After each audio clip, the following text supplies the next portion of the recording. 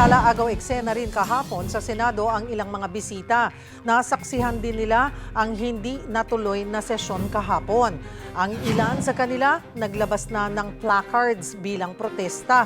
Kaugnay niyan, magkakasama natin ang isa sa mga observers sa sesyon dapat sa Senado kahapon, si Makabayan President at former Gabriela Party List Congresswoman Liza Maza. Magandang tanghali po sa inyo, ma'am. Salamat po sa oras. Yes, magandang tanghali, Cheryl, at magandang tanghali sa lahat ng tagapakinig ng iyong programa. Ma'am, ano po ang inyong reaksyon, your take doon sa inyong nasaksihan kahapon?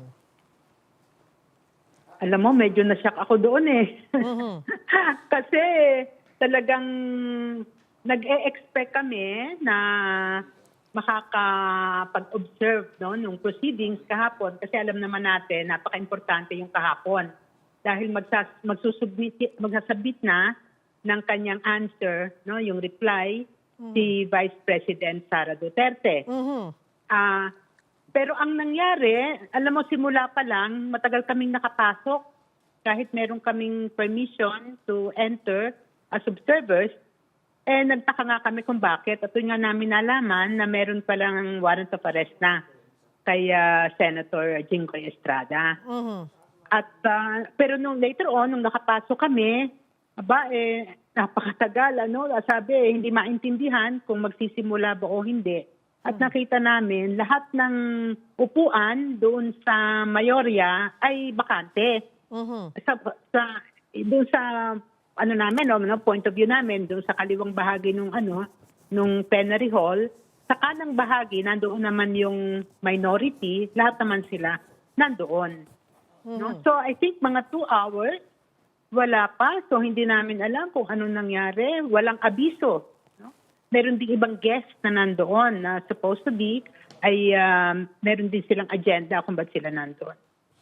So, nakakalungkot ang pangyayaring yan.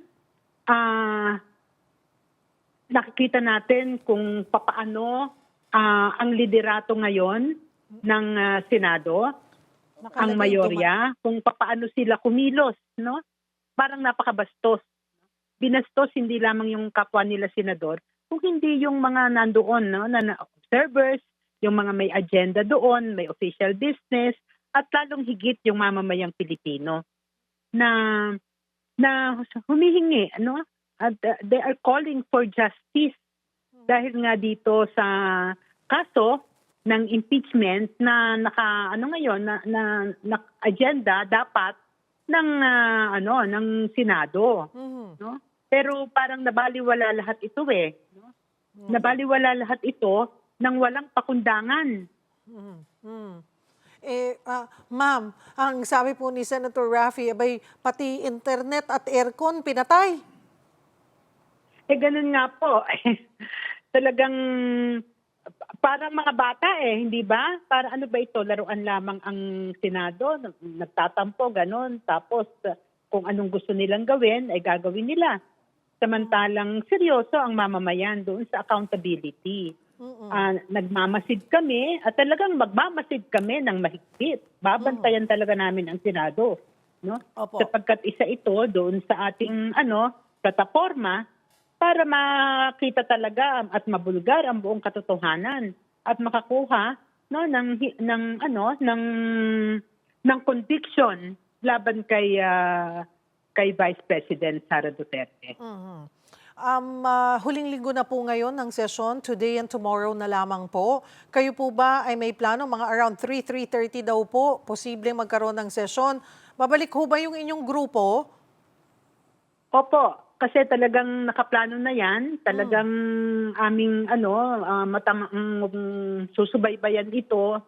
Kami papasok doon sa loob at ganun din mag-aabang kami sa labas para talaga maipakita rin na hindi po natutulog ang mamamayan at hindi po kami titigil na makakuha ng hustisya.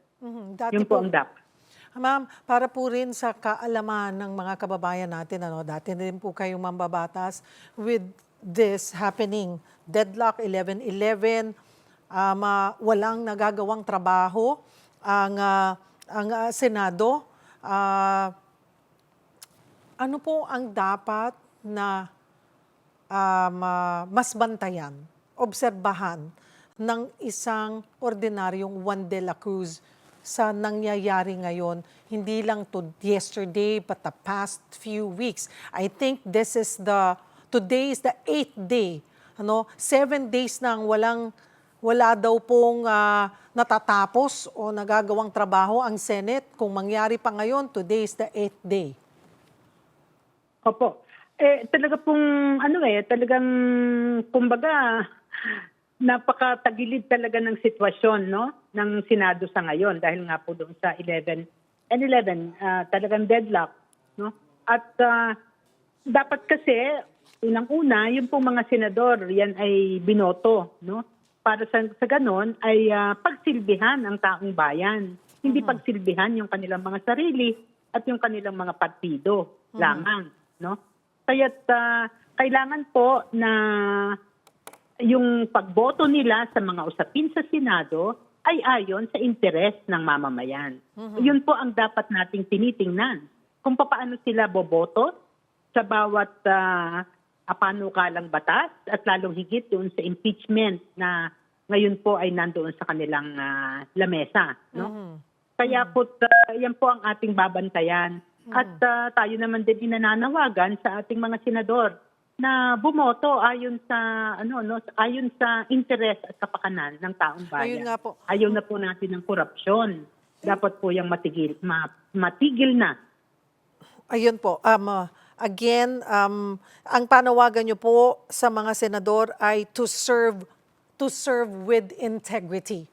Again, ano po ang Yes, inyong ayan po yung dala-dala namin na message yesterday. Yun po ba ay bibit-bitin niyo muli? Mamaya. Tingnan po natin. Uh-huh. Baka kailangan pataasin na natin ang panawagan, Iba na po yung mensaheng bitbit niyo mamaya. Ma'am? Kailangan, ang isa pa po kasi naming mensahe, kailangan talaga lahat ng sangkot managot. No? Ibig sabihin ko, anumang partido mo, kung ikaw man ay nasa ruling faction ngayon, sa buong Kongreso, o kung ikaw ay nasa minorya, pero kung ikaw ay may kaso ng korupsyon, dapat ikaw ay managot. Ang isang napansin ko lang, no, halimbawa, ating Secretary Binoan ngayon nasa ospital, mukhang si Senator Jingo yata magpapa-opera rin, so sa ospital din. Parang ano ba itong mga hospital, parang hospital confinement na ito, hindi ba? Yung kaso rin ni Secretary Binoan, matindi rin yun, plunder din yun. At yun, nakadiretso rin doon sa tuktok, may presidente mismo. So lahat ng yan, dapat, dapat masusing, litisin, para nang sa ganon ay merong managot at magkaroon tayo ng hustisya. Marami pong salamat sa inyong oras, Makabayan President at former Gabriela Party List Congresswoman Liza Maza.